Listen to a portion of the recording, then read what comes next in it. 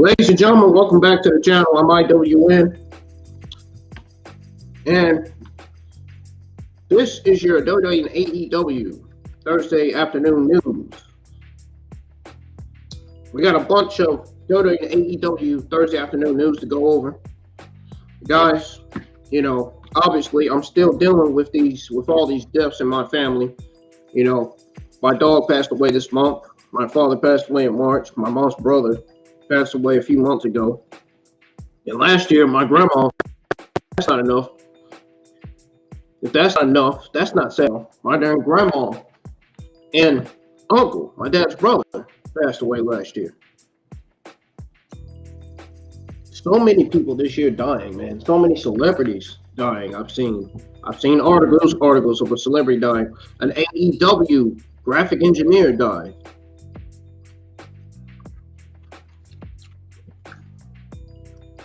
These deaths are crazy, man.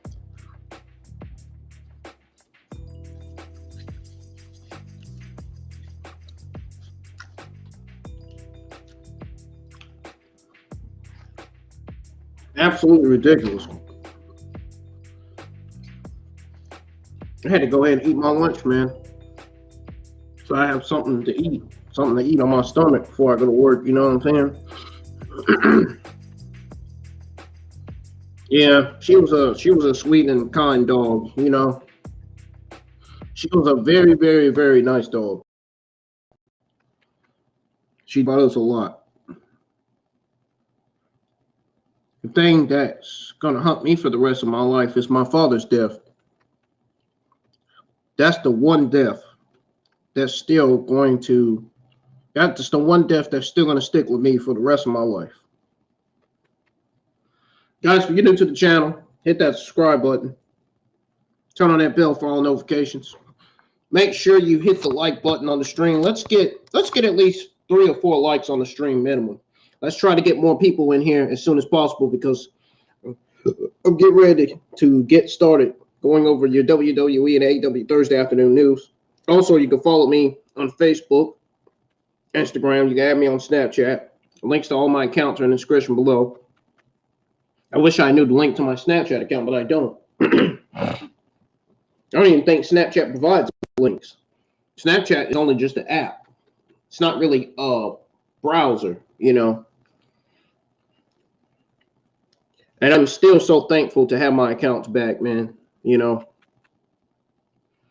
And I was even smart enough to set up a 2-factor authentication for all of my Facebook and Instagram accounts so to prevent hackers from trying to log in.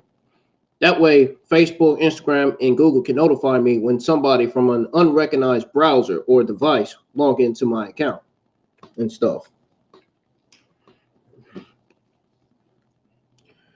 But I'm very sad, still sad about my father's death. And, you know, these deaths are putting me down, man. You know, ever since all these deaths in my family, I have not been the same Brennan. I don't even feel like the Brennan that I used to be. I just don't. I feel like a totally different person, man. I feel like somebody else. Legitimately.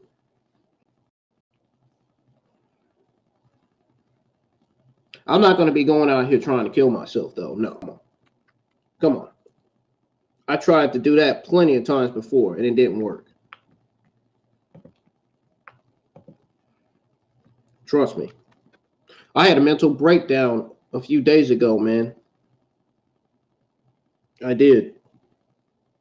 Man, it's really sad having to deal with your family's deaths, man. It just hits you faster than you can blink, man. You know. But anyways, guys, we're gonna go ahead and go over your WWE AEW Thursday afternoon news because I have to go over it quickly. I have to go over your WWE and AEW Thursday afternoon news as quick as possible because I got to be at work before 5:30 p.m. I got to go back to work today. I was off yesterday. After today, I'll be off till Monday. Thank God. Thank God. This job is so stressful, man. It really is. I have not been myself this year at all.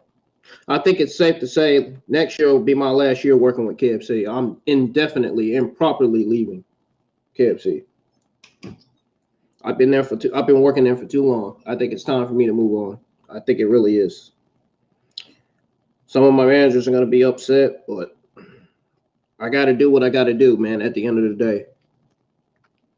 Who knows? I may even come back. I may even come back to KFC. I mean, you know, if there's not anything else for me to do, I may just even come back. May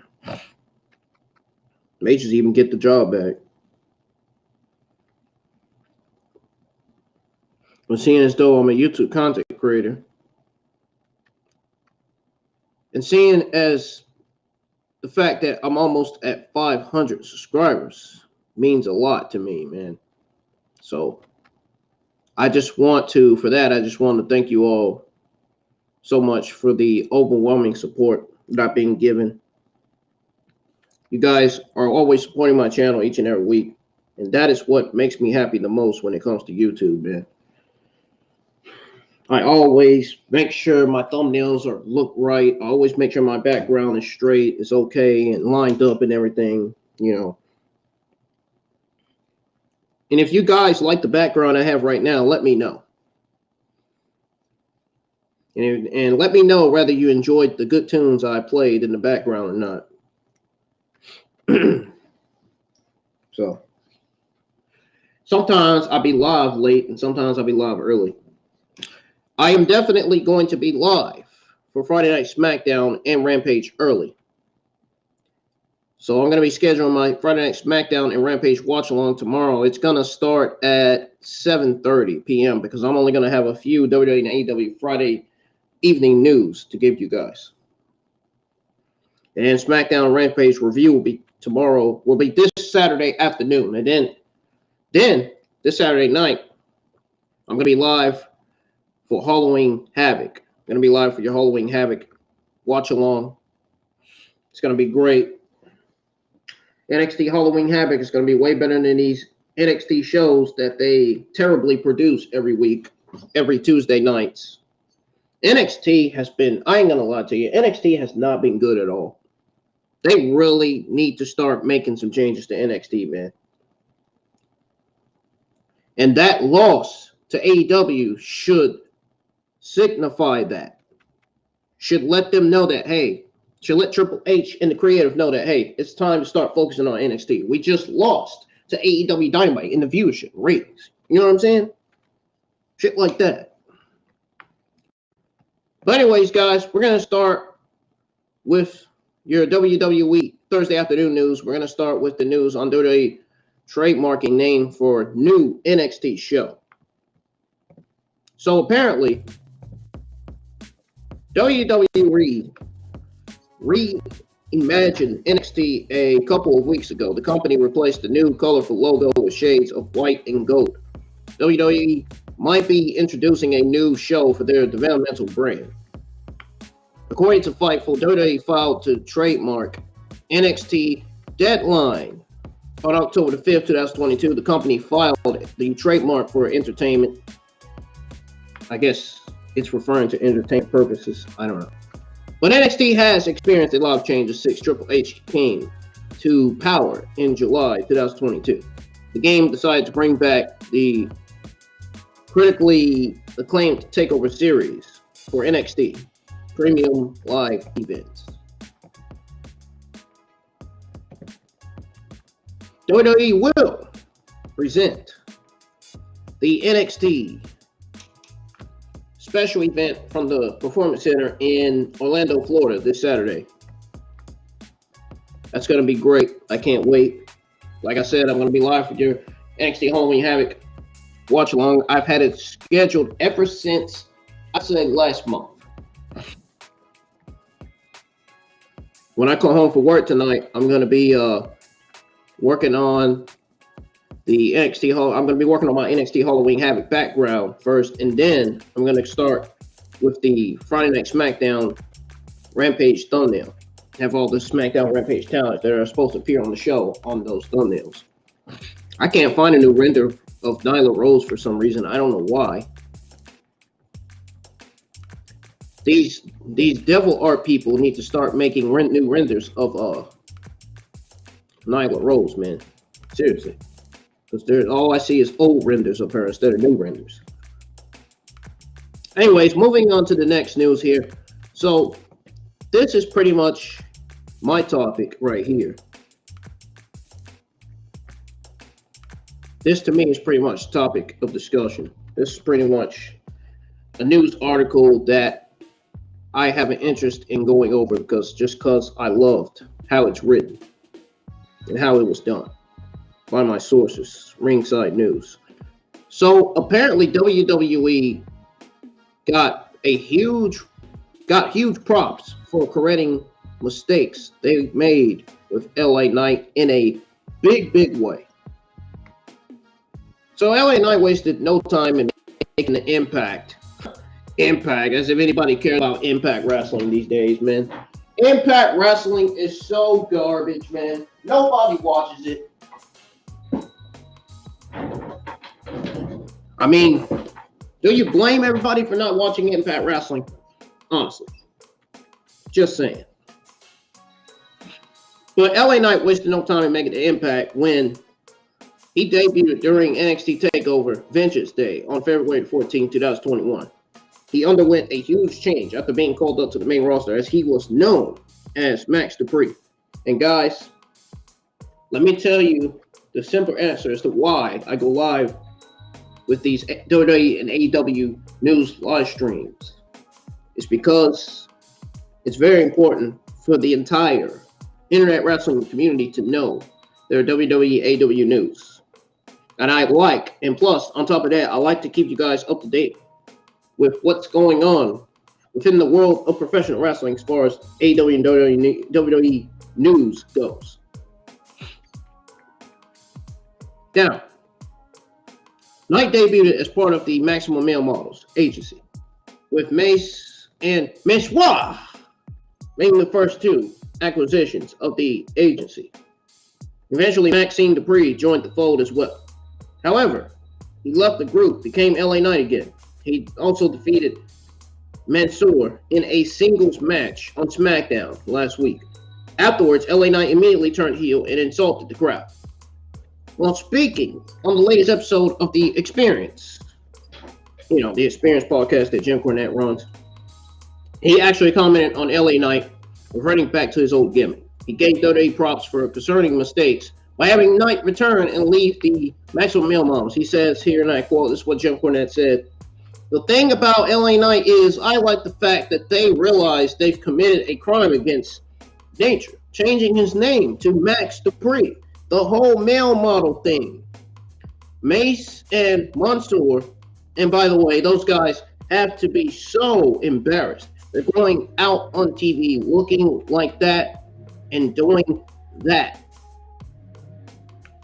Then he goes on to say, he cuts the promo as LA Knight and he did a new catchphrase and blah, blah, blah. "I expect they'll just never mention this again. But you know me, I've got the OCD. And I would have had to have given LA Knight some reason to impart to the people why he did this. To obviously put it to bed. Get over it. It was the worst idea anybody has ever had. But was the reason he went along with it for 3 weeks." End quote. So we'll have to wait and see how LA Knight will be booked in the coming weeks. If anything, he will be the entire WWE universe looking at him. He's going to have the entire WWE universe legitimately looking at him, folks. What is y'all's big take on this big return? Let me know in the live chats, please. Moving on to the next news, there's some news on Becky Lynch. So apparently she believes NXT women are the future of WWE. I actually agree with her. I can say that now that I can say 100% that the NXT women are the future of WWE now that Triple H is in charge. I wouldn't say that if Vince and Bruce were in charge. I wouldn't say that with Vince and Bruce in charge. I would absolutely say that with Triple H in charge.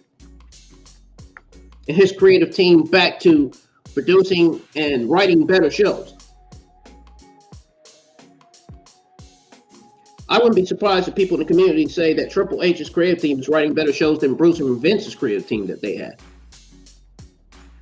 Where they had Guys like Johnny Ornitis, Divas, People Power, and all those are god awful creative teams members that Vince and Bruce have when they're in charge. But anyways, says here that Becky Lynch remains one of the top attractions of WWE television. For the past few years now, she truly became a massive star in a matter of years. And even now, her demise isn't any less.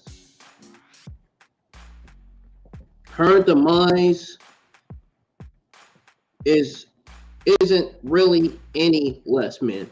Legitimately, man. Now, being a part of NXT herself, Becky Lynch is more than aware of how crucial it is for the superstars of tomorrow, the current crop of female talent NXT. The current crop of female NXT talent includes the likes of Cora Jade, Roxanne Perez, and more. While speaking at New York City Advertising Week, Becky Lynch talked about the current crop of female NXT talent. She simply stated that they are the future of WWE and explained why. She says here, and I quote, "I look at NXT and this is no discourse of towards the men, but the women." She goes on to say, "I go, oh, yep, that's the future. That's where the engaging characters are. There is incredible athleticism. That's athleticism that never in a million years I would be capable of. I think you can see the interest in what the women are doing down there. And so I think it's the future." And then she goes on saying this last full paragraph here that, "And I look at our women's roster now, and I go between me laughing. You've got Bianca Belair, you've got Rhea Ripley, who's just incredible. She's so young. And you've got Liv Morgan, and you have all these incredible women just getting started." I'm surprised she didn't mention Ronda Rousey in her paragraph. I don't care. I don't blame her for not mentioning Ronda Rousey, man. "I'm very excited about it." End quote. That's what all Becky Lynch pretty much said when she spoke to New York Advertising Week. I'm guessing that's either a source or a podcast. Lynch could be returning sooner rather than later. It remains to be seen whether Lynch will be back in time for WrestleMania 39. Fans would love to see her face Ronda Rousey at the show of shows next year. So, what is y'all's take on this story? Let me know. All right, so apparently WWE SmackDown almost was a sellout this week. SmackDown was legitimately almost actually a sellout this week, man. And WWE will be presenting its next premium live event called Crown Jewel on November the 5th, which is going to be one of the worst pay-per-views ever be produced this year. Just because of the god-awful matches they got on there. I'm talking about Omos versus Braun Strowman. I believe that's going to be the only match that's going to bring down the Crown Jewel viewership and ratings. It's already bad enough that Braun Strowman and Omos brought down the Raw and SmackDown ratings for this week. What makes you think they're not going to bring down the fucking Crown Jewel ratings and viewership? This feud has got to get off of television. It's got to go. It's having major effects on the viewership ratings for both Raw and SmackDown. And that's not good at all. They need to get both guys off of television. They are both god-awful and terrible in the ring. They really are. Nobody wants to watch Braun Strowman and Omos on TV. Give me a fucking break. Are you fucking serious with this shit? Jesus Christ. So the company is already making sure each show before the event is a meaningful one. This week's episode of Friday Night SmackDown will be emanating from the Huntington Center in Toledo, Ohio. Naturally, the show is a highly anticipated one as well. WrestleTix noted that the show has sold 5,000 5,965 tickets. 5,965 tickets, man. That's a lot. That's a lot of tickets, man. And there are 675 left. I'm assuming it's going to be 0 left by the time Friday afternoon or Friday night gets here. So the show is almost a sellout and could potentially sell out fully in the coming days. Here's the updated lineup for the show, guys. We have Damage Control's Io Sky and Dakota Kai taking on Raquel. Smiling Raquel Rodriguez Gonzalez and Shotzi Blackheart. Then we got Logan Paul returning. And Liv Morgan versus Sonya Deville. I'm not going to be honest. I think Liv Morgan versus Sonya Deville, in my honest opinion, is better than Braun Strowman versus Omos. I'm just throwing it out there. Even Damage Control's Dakota Kai, Io Sky versus Raquel Rodriguez, Shotzi Blackheart is going to be way better than Braun Strowman versus Omos on Crown Jewel. What is y'all's take on this booking? Let me know. There is some apparent possible spoilers for North American title match at WWE NXT Halloween Havoc. I got some news on that. So apparently Carmelo Hayes established himself as one of the best things about the current version of NXT. He would be successful in the old NXT too. The old black and gold. They would fucking push him like to the moon. Like crazy, man. Legitimately. His impeccable in-ring skills and athleticism helped him win over fans as well. Carmelo Hayes beat Roderick Strong to unify the NXT Cruiserweight and NXT North American Championships. The NXT Cruiserweight is no longer on television. It's been taken off TV and it's probably been burnt to the trash. Good. We don't need the NXT Cruiserweight on television anymore. Good. Keep it off of television. Nobody can care less about the Cruiserweight or the Cruiserweight division. The Cruiserweight divisions were non-existent from the word go anyway. So even the Cruiserweight show itself was non-existent.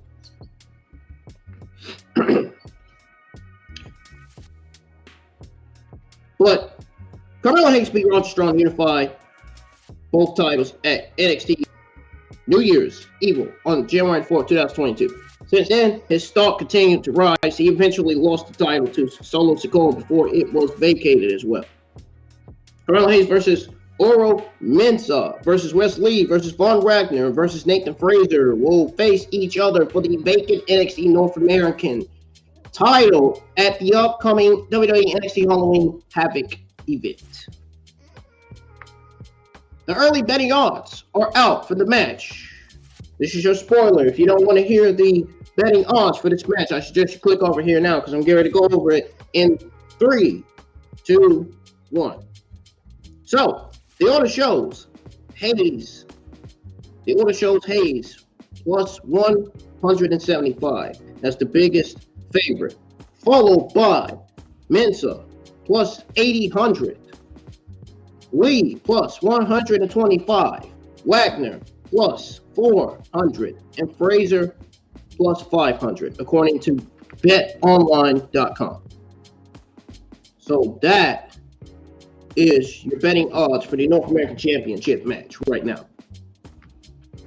Now, this is your updated card for the NXT Halloween Havoc. Braun Breaker will be defending his NXT Championship against Ilja Dragunov and JD McDonough. Mandy Rose will be defending her NXT Women's Championship against Alba Frey.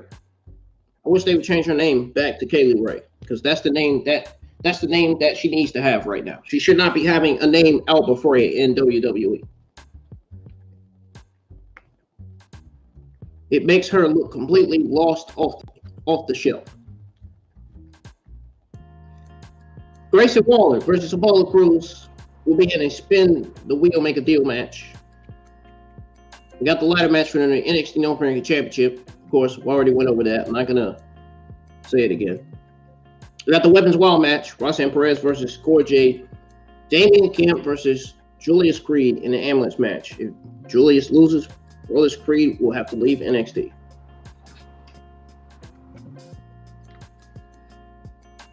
Moving on to this news on Bobby Lashley. So apparently, Bobby Lashley addressed rumors that he left WWE over pay issues.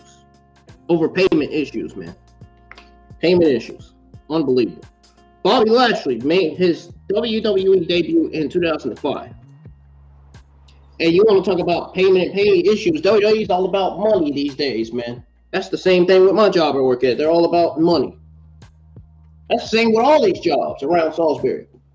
They're all about money and not about anybody else. They only care about no one but themselves, which is a complete damn shame. It really is. Now, on SmackDown brand, where he became a one-time United States champion, Lashley became the first African-American to hold the ECW World Championship after being drafted to the brand the following year. Before leaving the company in 2008, he had a high-profile battle with company chairman Vince McMahon, which included representing Donald Trump in the Battle of the Billionaires at WrestleMania 23. Bobby Lashley recently denied rumors that he quit WWE in 2008 due to a payment dispute. Rainmaker, New York City, a YouTube interviewer caught up with Lashley for a brief conversation. He asked Bobby Lashley about the rumors that his exit from the company was related to a pay dispute, which he denied. Of course, you're going to have WWE and AEW talents denying their releases and denying payment issues and stuff. That's nothing new. That is something you find a lot often in the world of professional wrestling, especially when it comes to WWE and AEW news. You find a lot in WWE and AEW news, man, all the time. So this shouldn't be a surprise to anybody. It's definitely, most importantly, darn sure not a surprise to me.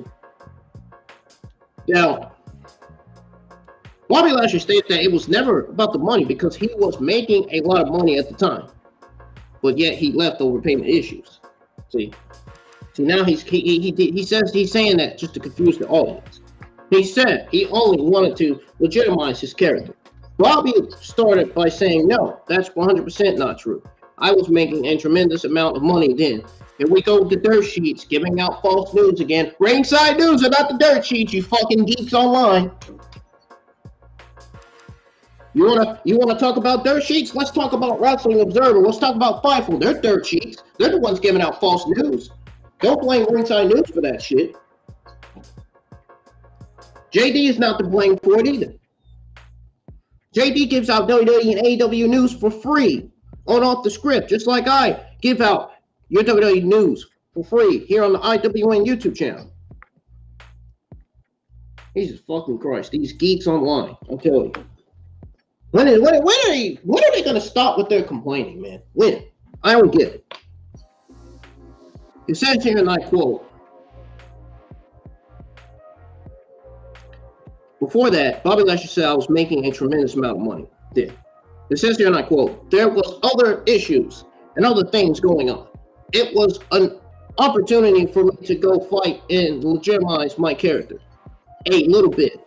So I fought for 8 years. Fought under Scott Coker and Bellator and Strikeforce and everything else. And knew coming back, I tell all that with me and just kind of legitimize my character a little more, end quote. When Bobby Lashley returned to the company, he also acknowledged being different. He discussed the relationship between growing older and becoming wiser. Bobby Lashley claimed that he is more of a businessman. So Bobby Lashley goes on to say in the final paragraphs that I'm older. No, older, wiser. I mean, there's a little bit of everything. I'd say different kind of training that you have when you're a little bit of an older athlete. You know, I take care of myself a little bit more. I have different thoughts. Before, when I was young, it was like, yeah, early lifestyle, money. You run around doing a whole bunch of different things. Now I'm more of a businessman, end quote. That's what all of what Bobby Lashley said. Many of his supporters may have connected with what he said about growing older and wiser. So let's see what more he has planned for the WWE universe, for the fans in the IWC community, the WWE fans.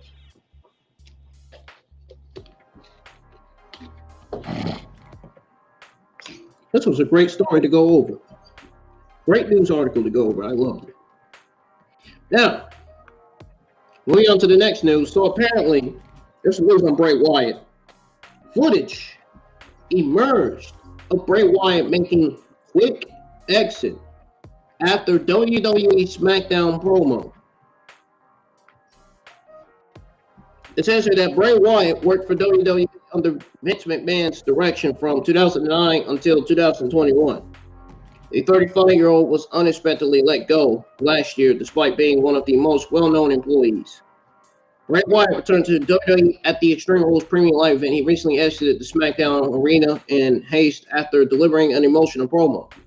In the last moments of the WWE SmackDown broadcast on October the 14th, 2022, Bray Wyatt delivered an immensely moving promo. Bray Wyatt made a hasty exit after his emotional monologue.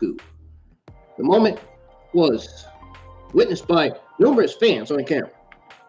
Wyatt was on the edge of tears as he thanked the crowd for sticking by him through thick and thin.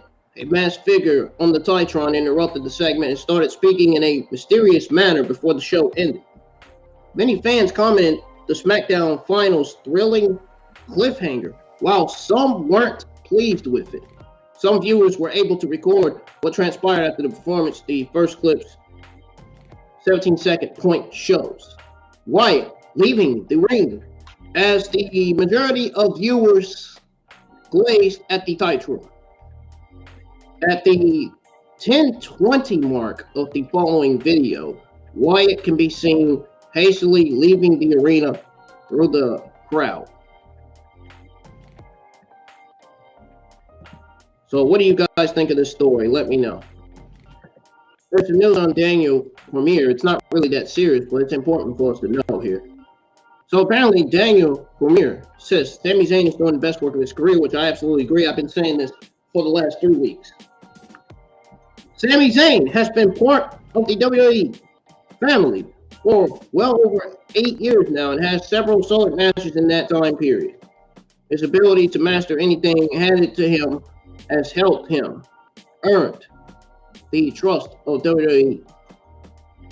The Bloodline has become the most dominant faction in the entire company for a long time now. Sami Zayn is now on a mission to be part of the Bloodline as well. He is now considered an honorary Uso by the faction. Jey Uso was quite upset about that and continues to have a lot of trouble with Zayn. Despite this, Zayn has made it clear that he will remain a true part of the Bloodline. For many fans, Sami Zayn's current role has become the best thing about Friday Night SmackDown as well. While speaking Sami Zayn is doing the best. It says here, and I quote, "It felt like they were forcing Roman Reigns to get there until they allowed him to be who he is. I think Vince had this idea of who he wanted Roman Reigns to be, and when he finally let go of that idea and said, go and be you, he's become this. Jey Uso plays the jealous cousin better than anyone, and it's going to happen when they're going to kick his ass. He's going to get out. He's going to get out there for Sami, who's doing some of the best work in his entire career." End quote. That's what Daniel Cormier said. WWE could also have huge plans for Sami Zayn in the future. Let's wait and see how his storyline will play out in the coming months. Well, the storyline is going to lead to the Bloodline turning on Sami Zayn. It's going to lead to Kevin Owens coming out saving Sami Zayn, and it's going to lead to a Usos, Sami Zayn, Kevin Owens feud. Going all the way, it's going to last all the way to WrestleMania 39.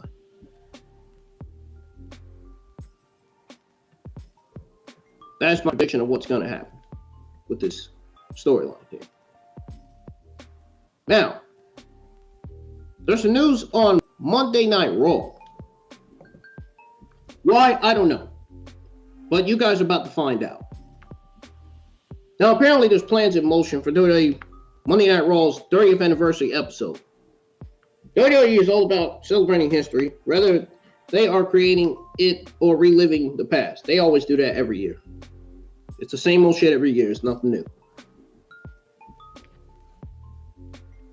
Now, nostalgia is an incredible drug, and it is certainly a performance-enhancing boost for television viewership as well. I don't know why they would say something like that, but that's ringside news. That's what they said. According to WrestleVotes, WWE, I haven't heard those guys' names pop up in a while. WrestleVotes. WWE is already making big plans for the 30th anniversary of the longest running weekly. Hold on. I gotta change the music real quick. I don't hear anything. That's weird. But anyways, it says this will also include a very famous venue for the show's history.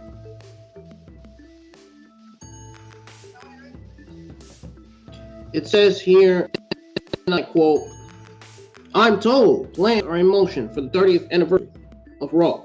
Show coming up in January prior to the new leadership taking over. Having the show from the Manhattan Center again in New York City was on the table. I'm aware if that's still the case."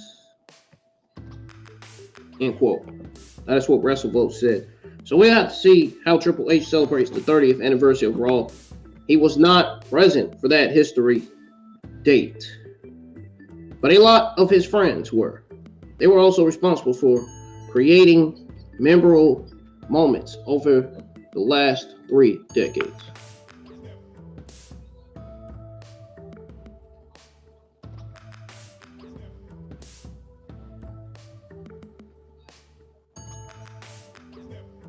All right. Moving on to the next news here. Oh, you know what? Never mind. That's actually going to do it for your WWE Thursday afternoon news. Now we're going to go over your AEW Thursday afternoon news. We're going to go ahead and start with the news that I didn't get to go over, which is your AEW Wednesday night news. I didn't get to go over your AEW Wednesday night news last night due to the computer cutting off, due to the laptop cutting off on me. So we're going to go ahead and finish going over your AEW Wednesday night news from yesterday, because I did not. Like I said, I didn't get to finish going over it due to the laptop going off on me. I had to go charge it. We're going to go back to going over the news on Ring of Honor. So apparently, the Ring of Honor Final Honor pay-per-view date and venue was reviewed. Ring of Honor has been doing fairly well since Tony Khan took the library rights from its copyright owner. Ring of Honor has been in the news since Khan's control. The company has done 2 shows under Tony Khan, the first being Supercard of Honor back in April, and the second being Death Before Dishonor back in July. The third show is announced now.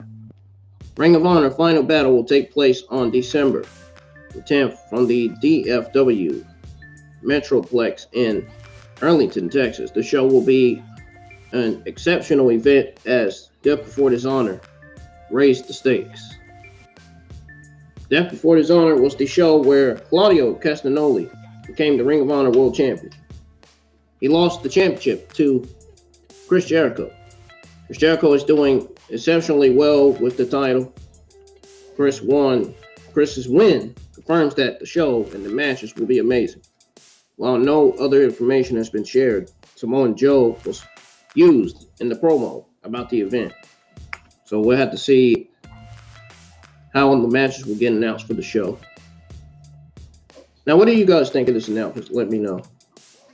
Now, next news we have is on the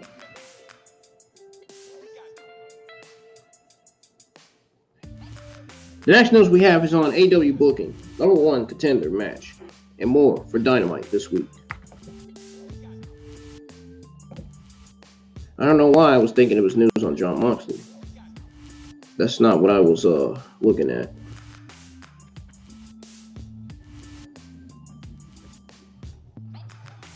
The Dynamite card is stacked for next week. I'm telling you right now. The card for Dynamite is very, very, very full. So apparently they presented a solid edition of Dynamite from the Heritage Bank Center in Cincinnati, Ohio this week. The company booked several matches for the October 26, 2022 edition of Dynamite during the show as well. AEW announced that FTR, Dax Harwood, and Cash Wheeler will take on Swerve in Our Glory, Keith Lee, and Swerve Strickland to determine the number one contenders to AEW World Tag Team Champions. The Acclaimed next week on Dynamite. Plus, Riho will return in-ring action against somebody. Oh, yeah, it is somebody. She is going to get somebody. That somebody is Jamie Hayter. So Riho will be in ring action next week on Dynamite against Jamie Hayter.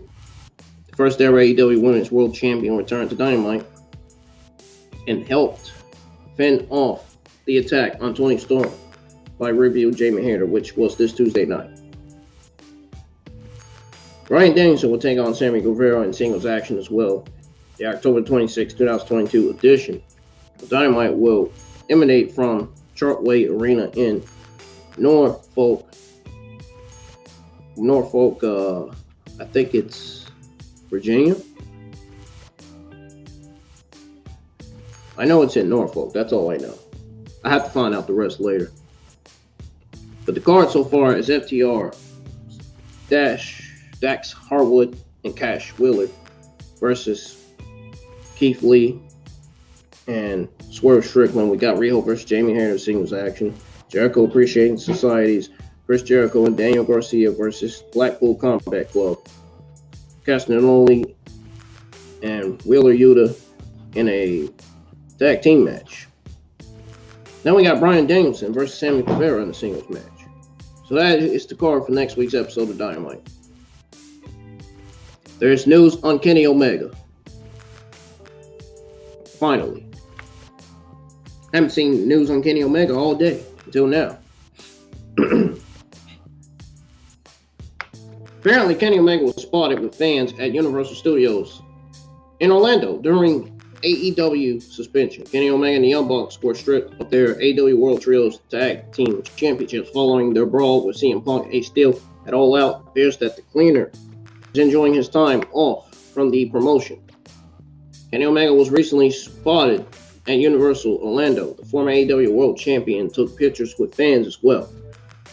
It says here, and I quote, "New pictures of Kenny with some fans at Universal Orlando," end quote. Kenny Omega was pulled out from the AAA Triple Mania XXX Mexican City event due to the ongoing suspension. The Cleaner wasn't permitted to be featured at the big event in any capacity. Kenny Omega, the Young Bucks, Ace Steel, and CM Punk were suspended following the brawl at All Out. An external third-party investigation into the matter is currently ongoing. So, what is y'all's take on this Kenny Omega sighting? Let me know. I would like to know your thoughts on it right now, please. So, apparently this week, this is not going to shock anybody. There's news on Ace Steel. Shockingly, AEW, not shockingly, psych. Unexpectedly, not shocking, AEW fires Ace Steel over All Out Brawl. He was involved in a backstage brawl after the AEW Mania Scrum. This doesn't surprise me at all that they fired him. He was CM Punk's trainer years ago. He found himself fighting on CM Punk's side against the Elite. Steel is no longer with the company. It was thought that Steel was released from AEW. Good. He deserves to get released. He reportedly punched either Nick or Matt Jackson in the freaking face. That should have resulted in a suspension right after the brawl happened. He should have already been suspended. Why is it just now? Why is there just now news of Ace Steel being fired? Why is there just now news coming from sources saying that Ace Steel was just fired from AEW this week? He should have been fired after the brawl. After the media scrum brawl. He should have immediately been fired. Oh, but that's right. The Geeks Online said that the investigation is ongoing. It's continuing. That's what they say. It's not that hard to freaking solve an investigation like that. Everybody should have been fired. Everybody involved in that fight should have been fired. Everybody that was punching and throwing and stuff should have been fired. I don't know why the investigation has to go on for so long like that. It's not that freaking hard. It's not that difficult to figure out who should be fired and who shouldn't. You know what I'm saying? He sent out a tweet with an animated GIF that said, "Freedom on October the 12th. Dave Meltzer confirmed on Wrestling Observer Radio that Steele is no longer under the contract with the company. So far, he is the only one who was fired due to the ordeal." Yeah, just like CM Punk and the Young Bucks should have got fired. Just like Kenny Omega, all of them should have got fired from the company. They were in the fight. They were fighting. Even that dog Larry was there. Ace Steel's wife was there too. I bet Ace Steel's wife is pissed that her husband got fired. Nah, she probably not. Probably doesn't even care. She probably is glad her husband got fired just so she can spend more time with him. Or just so he can spend more time with her. It says here, and I quote, "So he was officially released yesterday." So I guess that is the first bit of news out of that whole situation in weeks. There's a lot of other stuff going on. End quote. Kenny Omega was not allowed to even send in a video message during AAA Triple Mania. He was also spotted with fans at Universal Studios. I just went over that with you guys already. He's doing well. CM Punk was spotted with an arm brace on after surgery, and the Young Bucks have been reluctantly silent since the ordeal. CM Punk, Young Bucks, and Kenny are all still with the company, but they are under suspension. An investigation might be delaying this situation because it is unknown when any of them will return to Tony Khan's company. We know that Ace Steel must move on because he is no longer an employee. So what is y'all's take on Ace Steel's firing? Let me know. I think it's the greatest decision that Tony Khan's ever made. He deserves it, man. That bold-faced scumbag, dude. He deserves to get fired. Absolutely. Good. Goodbye. That's as simple as I can say it, man. Get out. Get out, man.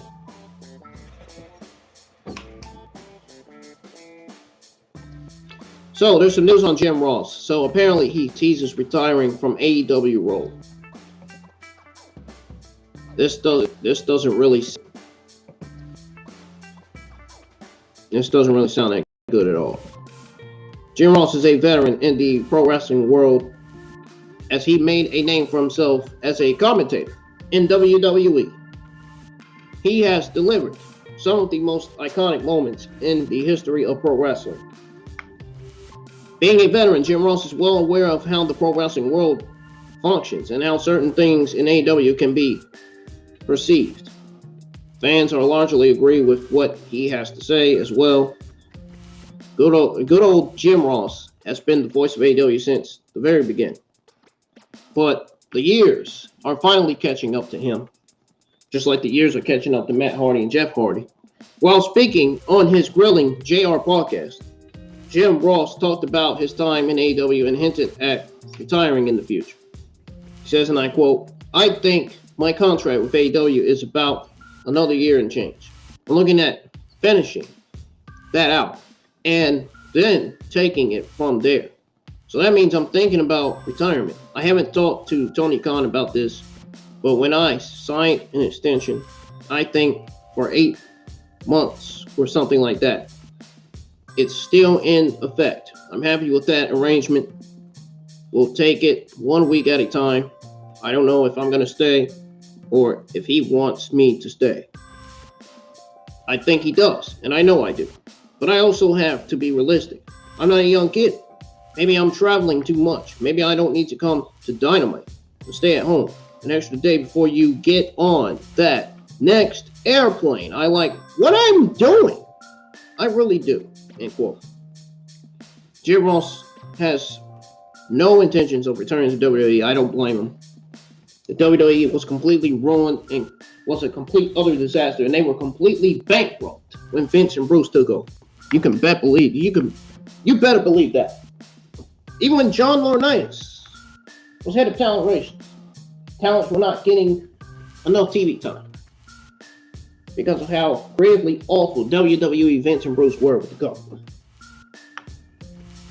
Talents were being buried, wasted, kept the titles catering to their release because of budget cuts. Some of them even got released because they were overrated. Some of them legitimately got released because they were overweight, and that includes Keith Lee, Bray Wyatt, and Bronson Reed, man. Embarrassing. It's mean as hell, man. It goes to show you that Vince and Bruce did not give a shit about the men or women's division on SmackDown and Raw. It goes to show you they didn't even give a shit about the shows that they were producing and writing. They didn't even give a shit about the pay-per-views that they were producing and writing. The only thing they give a shit about is their people power bullshit and the money. That's all they cared about. I guess we'll have to wait and see how long Jim Ross will keep on working as a commentator in AEW for the time being. What is y'all's take on what Jim Ross said? Let me know.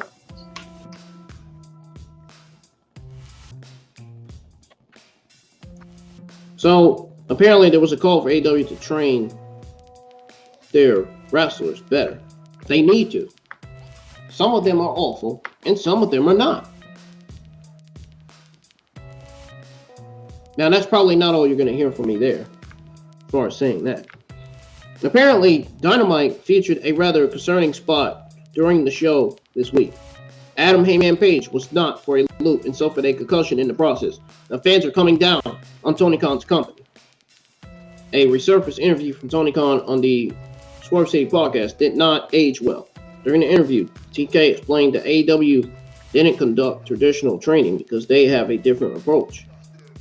We're not about contractualized training all week long. Tony Khan said this clip was pulled and spliced together with several botches in AEW in an AEW ring that resulted in injury. Bruh, they actually terrible at keeping their wrestlers safe. One fan commented, others simply sent out replies to say that AEW sucks or that this entire situation is worrying. Obviously, the pro wrestling ring is never 100% safe because injuries can happen when we least expect. That being said, AEW has a long way when it comes to making sure those things or those accidents don't ever happen again.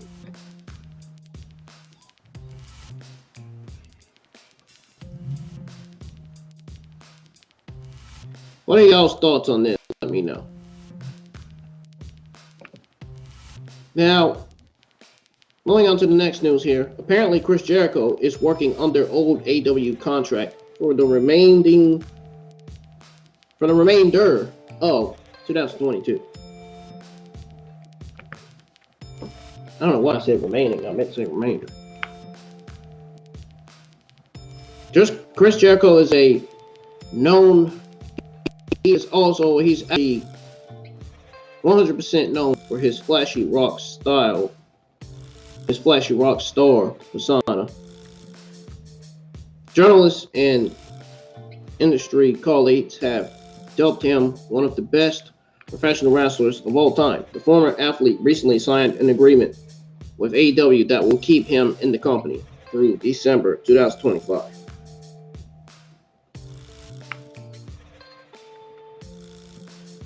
Now, according to Variety, reigning Ring of Honor World Champion Chris Jericho has re-signed with AEW with the new contract. Chris Jericho will take on a more behind-the-scenes role in AEW, serving as a producer and creative advisor for the product, as well as continuing to nurture future talent, enhance future talent, build up future talent.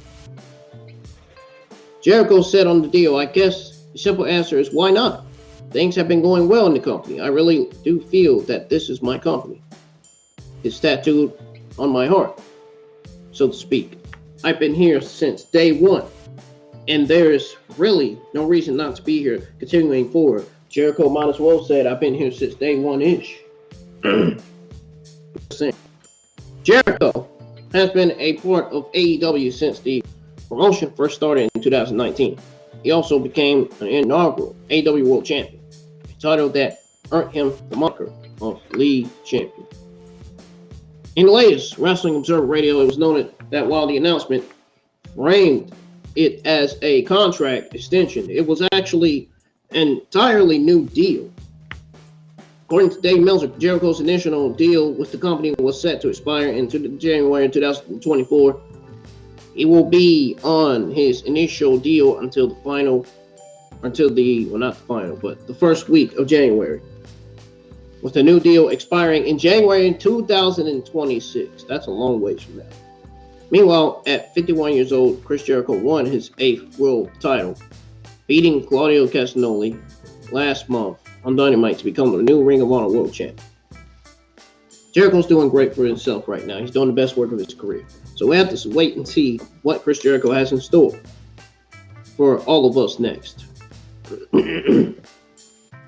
Stay tuned for more updates from yours truly, IWN, which is me, that you're looking at on the screen. There's news on Santana Ortiz. So apparently their dispute was over AEW misusing them. Now, Santana suffered what appeared to be a serious injury early on in the recent AEW Blood and Guts match. Around the same time, rumors began to surface that he was having some problems with his tag team partner, Ortiz. Earlier this year, it was reported that Santana might be thinking about leaving AEW. Conan himself then revealed that the proud and powerful members were no longer on good terms. In a question and answer for his Keeping It 100 podcast this week, Conan gave more details about the situation, stated that the two fell apart over them being misused in AEW. Man, that's sad. That's really sad hearing that. It says here, and I quote, "It breaks my heart because I spent a lot of time with them, and I've said it before that they're like my sons. I heard it almost got physical with Santana and Kingston over this. It's not a good look. Bro, I really hate seeing that these two guys who could have gone to WWE and really fucking blown up, that they separated. I can see Santana when his contract is up, leaving. Ortiz is very chill and laid back. Santana's more of a hothead. Ortiz was like, hey, they ain't doing shit with us. And Santana's like, they ain't doing shit with us. And he's right. Ortiz is more like, we're getting paid. You know? And he was comfortable in his role. And Santana wants more. End quote. We'll have to wait and see when Santana will be able to make his return to AEW television or reunite with Ortiz. Only time will tell when they end up next. Where they end up next. But it might not be in the same company, for all we know. What is y'all's thoughts on this developing story? Let me know. So, there's some AEW Thursday afternoon news here on possible good news for CM Punk and the Elite.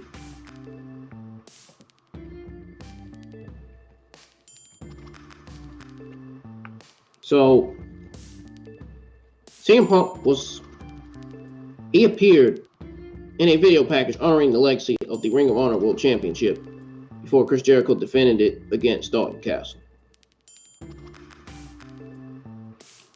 Now, on this week's episode of Dynamite, Tony Schiavone acknowledged that Omega and the Young Bucks were crowned the inaugural AEW World Trios champions at the all-out event before Death Triangle's title defense against Best Friends on the show. This was Punk's first appearance since the Brawl. You know, the one where I said Punk appeared in a video package honoring the legacy of the Ring of Honor World Championship before Chris Jericho defended it against Dalton Castle. Yeah, that.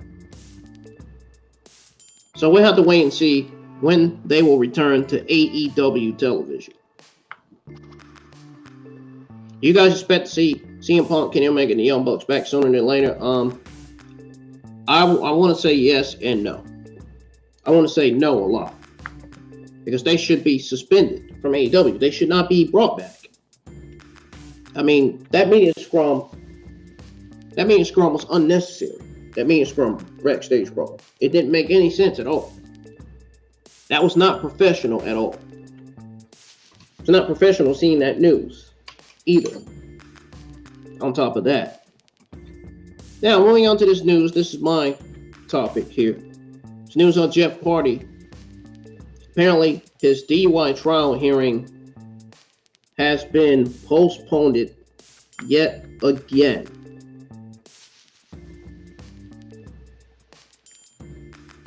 It says here that Jeff Hardy is a true veteran in the pro wrestling world, and no matter what, he will always have the supportive fans. Fortunately, his personal demons have truly cost him a great idea. Seems that Jeff Hardy is preparing for another run. Hardy made headlines after he was arrested for driving under the influence after leaving a local Dave and Buster's. I said dive. Jesus Christ. I feel like diving in the beach. I really do. I feel like getting a vacation to go to the beach and sit back and relax. Look at the water and the sun. I'm not getting in that water with sharks in there. Oh, no, I ain't getting in that big water. No thanks. It would feel painful getting bit in the foot by a shark. No. I would have to go to the hospital and get a new foot. Or get my freaking foot done. And work done. I wouldn't want to get it. I wouldn't want to have my foot in the water. It just feels weird just saying it, man. Just thinking about it. Ugh. Ugh. It simply got worse for him after that as well. This was his third DUI arrest in a decade. As previously reported, Jeff Hardy was supposed to have a pre-trial hearing. However, according to PW Insider, the hearing did not take place today. This is because it didn't take place this week because his attorney filed a motion yesterday asking for a delay. The prosecutors agreed. It says here, and I quote, the attorney filed a motion asking for the hearing to be pushed back, which prosecutors agreed to in the motion. It was noted that Hardy's attorneys recently provided extensive mitigation materials to the counsel for the state and that the parties require additional time to negotiate a potential retrial resolution. So it would appear that the two sides are working on a plea agreement that would prevent a trial. The court signed off on the motion yesterday, pushing Hardy's pretrial hearing back to November the 17th, 2022. Fans will certainly be glad to see the charismatic Enigma return to AEW television. A lot has happened in the last 3 months, so we'll have to see what the company will have planned for him. Now, there is this news on Ace Steel. There's news on him again. So people are saying that his firing was a no-brainer decision. So apparently Ace Steel is no longer with AEW. We know that. It's not really a huge surprise. He bit Kenny Omega during a brawl that involved CM Punk and the Young Bucks after All Out Media Scrum, which turned into an unprofessional brawl. Now, Sean Ross Sapp reported behind Fightful's wall that word about the AEW All Out brawl has diminished in recent memory. One collaborating factor could have been the fact that veterans told the roster during a company meeting that dirty laundry should be kept in-house.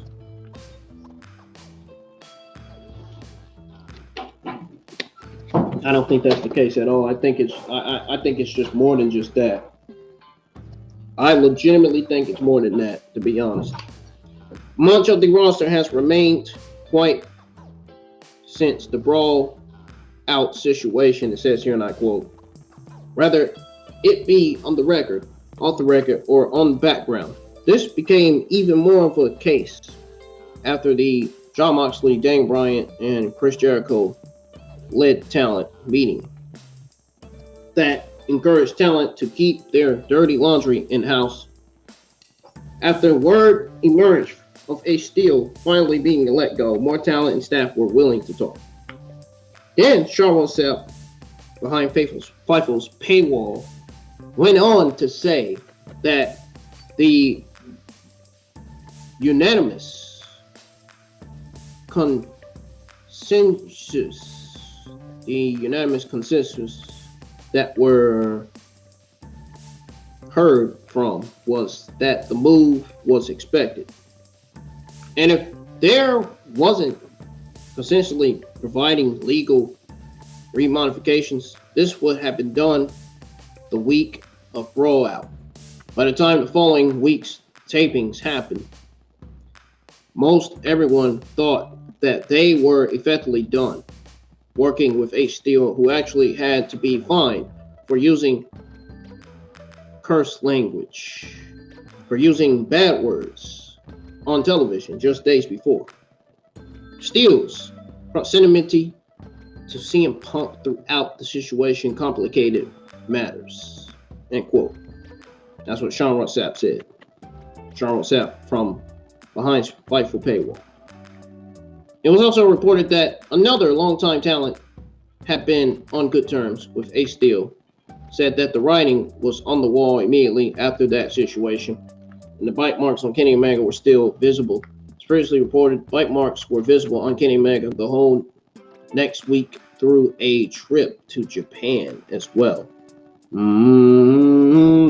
That sounds bad.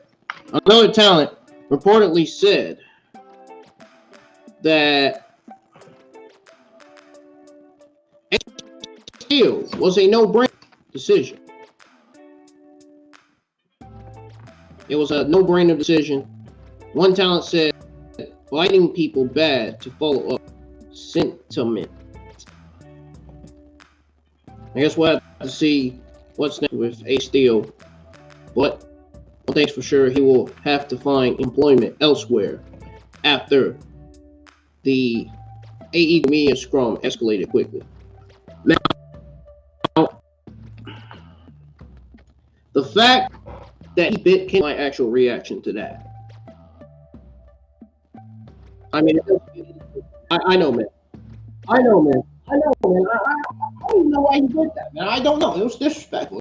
It was mean. I don't know. Kenny Omega had bite marks on him, man.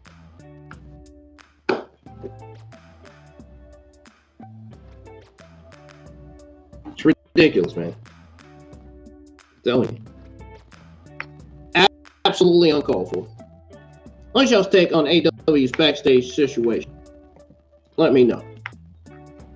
Now,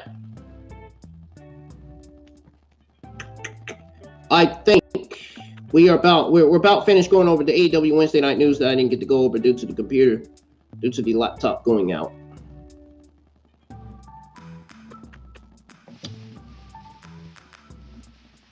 There's one more AEW Wednesday night news article that I didn't get to go over here. Now, apparently AEW did lose a ton of viewers throughout this week's episode of Dynamite. This week, AEW Dynamite went head-to-head with NXT. Dynamite came out on top, winning the ratings war this week with 752,000 viewers to NXT's 676,000 viewers. In the key 18 to 49 demographic, Dynamite came out ahead again with 339,000 viewers to 235,000 viewers. However, some shocking details were revealed about those numbers. AEW, Jesus Christ, I said it. When I was trying to say NXT. NXT started off this week's show with 752,000 viewers, and they ended up with 676,000 on average. It seems that although AEW Dynamite stayed strong with over 1 million viewers at the start of the show, those numbers declined quickly, considerably, as the show progressed, which was absolutely not good for them. According to data from WrestleNomics at the start of the second half of the show. Those numbers for AEW dropped to 645,000. By the time AEW Dynamite went off the air, the show had only 651,000 viewers, which is a sizable drop in viewership compared to the start. The numbers don't look promising in the key 1840 demographic as well. This demographic started with 427,000 viewers at the start of the show. However, that number dropped to 313,000 at the start of the second hour before finishing with 300,000 viewers by the time the show closed. Although the exact reason for the drop is very, very unknown. Probably because Triple H hasn't made a change to NXT yet. I mean, NXT is still suffering every week. Had Triple H and Creator made a change to NXT, I think NXT would have clearly had a win over AEW. No, we're still seeing the same garbage on NXT every week. It's time for Triple H to start focusing on NXT now. We need the black and gold brand back as soon as possible. Because if NXT goes to war against AEW Dynamite again by the end of this year or next year, they're more than likely going to lose again. Because the black and gold brand is not back yet. We got the white and gold brand. Why do we need the white and gold brand? We should have the black and gold brand, not the white and gold brand. What the fuck is the white and gold brand? I don't get it. The black and gold brand was better than the white gold brand, better than what it is now. Black gold brand is better than the NXT 2.0. The black gold brand is better than the new NXT that we got right now. But it concludes with a spike in viewers for the NBA and MLB games, which indicates a correlation. Wow. Now, what do you guys think AEW Dynamite experienced a drop viewership in? Let me know. You guys probably don't understand that. Now it is time to go over your AEW Thursday afternoon news. Your new AEW Thursday afternoon news. We're going to start with the news on AEW. So apparently, they revealed the location for Winter is Coming special pay-per-view. I think it's a pay-per-view, I believe. But it's a Winter is Coming special. That's all I know. So it says here that AEW holds multiple TV specials throughout the year. They did a Dynamite special. What makes you think they can't do a fucking Winter is Coming special? The Jacksonville-based promotion officially announced that it will be returning to Dallas for the third annual Winter is Coming TV special. That is going to be great. I can tell you right now with certainty. The third interaction of Winter is Coming will emanate from the Curtis Cowell Center in Dallas on December 14th, 2022. Tickets for the TV special will go on sale this Friday. Winter is Coming. AEW returns to Dallas, Fort Worth, Metroplex, Garland, Texas for AEW Dynamite Live and AEW Rampage on Wednesday, December the 14th at Cowell Center, end quote. So that is what Ringside News said there.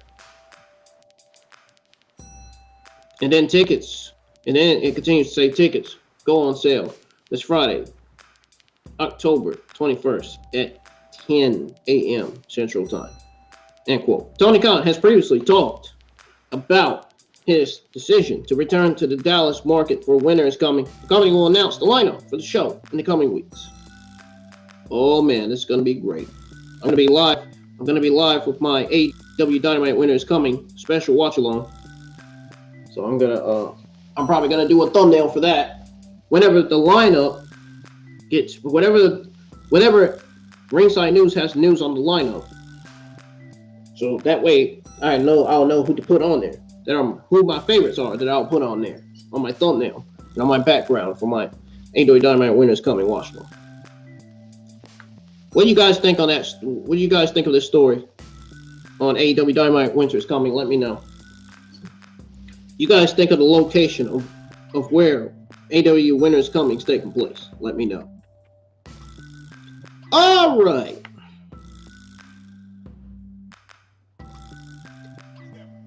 there is some news on Full Gear. AEW officially books world title match for Full Gear. We are almost done, guys. We got the news on Chris Statlander to go over. Got news on AEW Rampage to go over. We got news on Brian. We got some sad news on Brian Muster. And news on Darby Allin, and that'll be it. That'll be it for your WWE and AEW Thursday afternoon news. Now, AEW officially books world title match for Full Gear, apparently. MJF trolled fans into thinking he's cashing in his poker chip against Jon Moxley for the AEW World Championship during the main event of Dynamite last night. The match is now made official for Full Gear. AEW's official Twitter account announced on Wednesday that Jon Moxley will defend his AEW World Championship against MJF at Full Gear on November the 19th, 2022. It says here, and I quote, the main event of AEW Full Gear is official. AEW World Champion Jon Moxley defends the title against MJF on Saturday, November 19th in Newark, New Jersey, at the Prudential Center live on pay-per-view. Tickets on sale now. End quote. MJF won the poker chip by disguising himself. It looked like it said disgusting. That's what it looked like it said. But he won the poker chip by disguising himself as the Joker. The latter match at All Out. The Salt of the Earth hired Stokely Holloway and his men to do the work for him. AEW will announce more matches for their next pay-per-view event in the coming days. MJF has previously unsuccessfully challenged Jon Moxley for the AEW World Title at All Out in 2020. You guys excited for the Full Gear main event? I know I am. Now, let's go on to the news on Chris Statlander. She's focusing on her recovery from injury, apparently. Chris Statlander, she is one of the most promising names in the AEW Women's Division. She has worked with various superstars during her AEW career, but has also received a whole bunch of injuries. Man, bless her heart, man. Bless her heart, dude. Legitimately.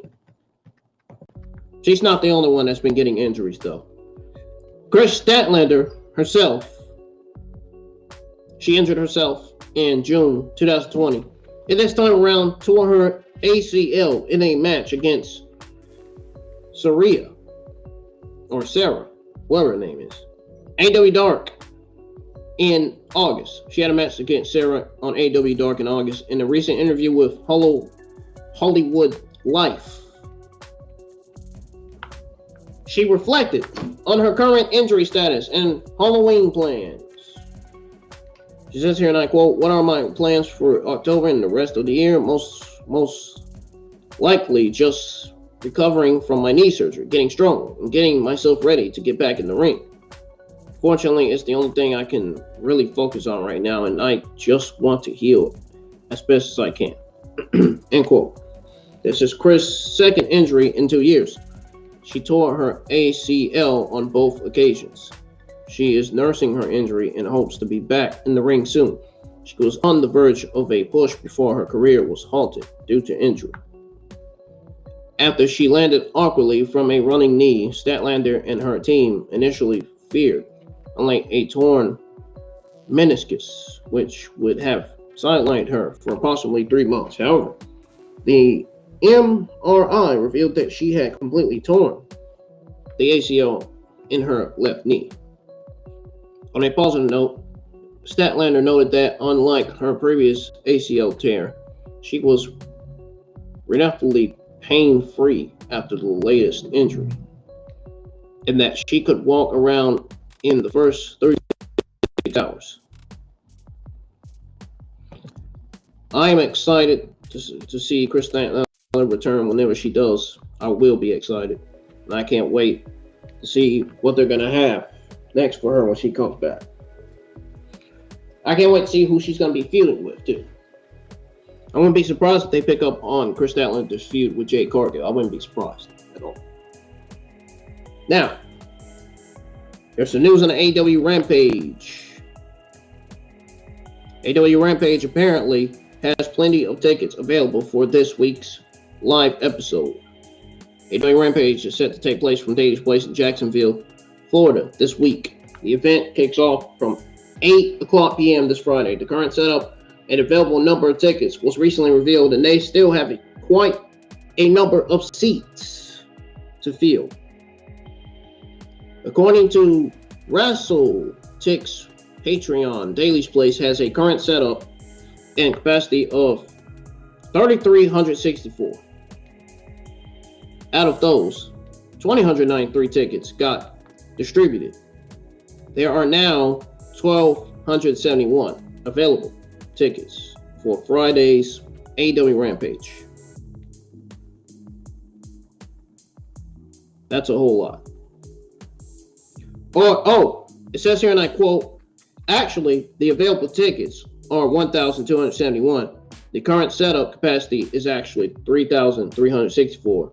The tickets distributed were actually 2,193. I had got that the first time I got it wrong, but then the second time when I saw it, I got it right.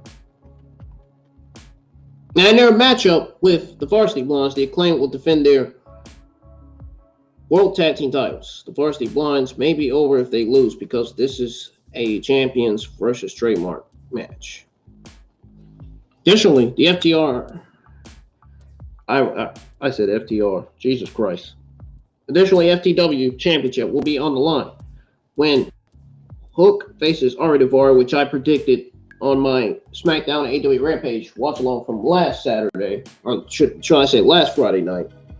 Yeah, last Friday night I predicted that this was going to lead to Hook defending his FTW Championship against Ari Daivari. Now, Rush will also carry on with his AEW journey as he battles the Dark Order's 10-member. So the card for Rampage this week, we have the Acclaimed versus the Varsity Blondes, Titles versus Trademark, Penelope versus Willow Nightgown, Rush versus 10, and Ari Daivari versus Hook, the FTW Championship. There is some sad news on Brian Moster. So he's a AEW lead video engineer. He sadly passed away. For many people, AEW is a dream place to work, especially if they truly love professional wrestling. You never want to hear this type of news every day. Just about everybody in my family this year passed away. However, now real life is unpredictable and no one knows what will happen the next day. Nobody. Now, unfortunately, an AEW lead video engineer has passed away suddenly. AEW's lead video engineer, Brian Moster, is no longer with AEW. Moster had been part of the pro wrestling business for 13 years now. He leaves behind a fiance as well as 2 young children. A GoFundMe page with a goal of $75,000 was launched to help support his family. At the time of writing, the fundraiser has already surpassed its expected goal, crossing over $76,000. The likes of Tony Khan, Chris Jericho, Ryan Barkin, Darby Allin, Amanda, Holber, Nick Jackson, Kevin Sullivan, many more have donated all the costs. They donated all to the cause. It says here, and I quote, "This morning, we lost an amazing person who made the world a better place." Brian Moster passed away this morning, very unexpectedly. He leaves behind his fiancée and his 2 young children. Ryan worked on many shows over the years. The last 3 years, he was an integral part of creating the look of AEW Wrestling by working as their lead video engineer since his very first show. I traveled the world with Brian from Europe and Asia to the Indian subcontinent, and he would always make you smile with his personality, smile and joy of life. I was blessed, man, I couldn't get that word right. I was blessed to watch him grow from a teenager, just getting in the business of TV, to one of the elite video engineers in the country.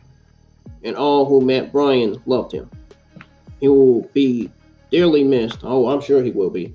And I hope you'll find the time to say a prayer or make a donation. Make a donation to any size to this fund to provide some financial support for his family in their future. Thank you for your time, Greg Warner, RIP Brian Mustard. Before joining AEW, when the company was first formed in 2019, Mustard was also the lead video engineer for Impact Wrestling for over 10 years.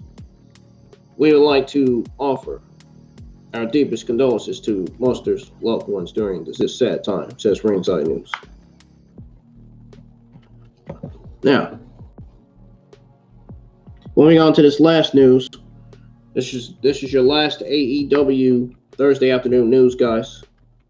Finally, we are at the end, because I'm finally ready to get off of here and get ready for work.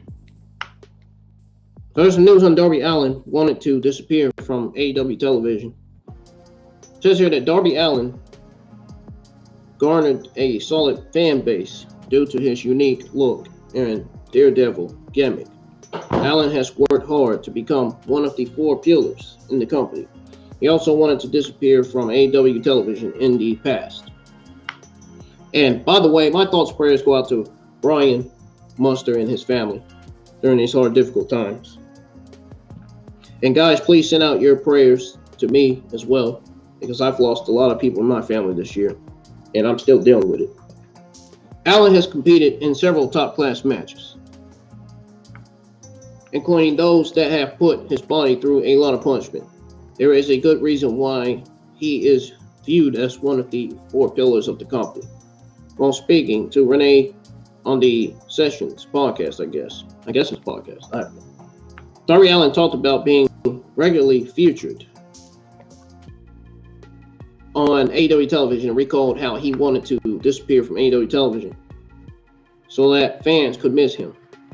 It says here, and I quote, "There was a time in the spring where I felt like I needed to disappear. I remember a moment last year. It was the casino ladder match. The people on the ladder were Jon Moxley and Adam Heyman Page. Just came back from having a kid, and the crowd in Philly was turning on Jon. It was weird. The fans were like, 'Come on, Heyman.' I was like, these fans don't give a shit. I never thought the fans were going to boo Jon, ever. And Jon went off, came back, and he's been on the crazy run." End quote. Allin most recently wrestled on the October 5th episode of AEW Dynamite, where he defeated Jay Lethal. He is still feuding with Lethal as he was taken out by Lethal and Sanjay Dutt in this week's Dynamite. We'll have to see how the feud will progress in the coming weeks. Are you guys a Darby Allin fan? Let me know if you are, because he is great at what he does in the ring. His gimmick is great. Everything about him is great.